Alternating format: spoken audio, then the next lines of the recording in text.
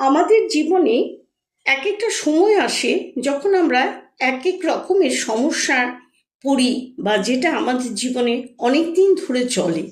এমনই একটা অবস্থার বা পরিস্থিতির সৃষ্টি হয়। সেই সময় সেই পরিস্থিতিকে কিভাবে ওভারকাম করা যায় বা কাটানো যায়, সেই সময় কিছু পাঠ যদি করতে পারেন একটু সময় বের করে নিয়ে, তাহলে ভালো ফল পাবেন।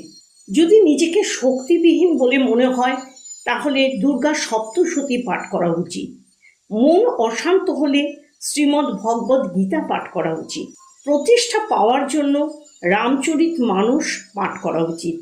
পারিবারিক অশান্তি থাকলে শ্রী সত্যনারায়ণ কথা পাঠ করা উচিত। যে কোনো রকমের বাধা আসলে বজরং বাণ পাঠ করা উচিত। আর্থিক সমস্যা হলে কনকধারা স্তোত্র পাঠ করা উচিত। অসুস্থ হলে মহামৃত্যুঞ্জয় মন্ত্র জপ করা উচিত। শত্রুদের হাত থেকে মুক্তির জন্য দুর্গা চালিসা পাঠ করা উচিত।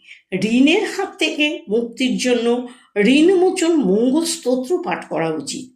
আত্মবিশ্বাসের অভাব হলে হনুমান চালিসা পাঠ করা উচিত।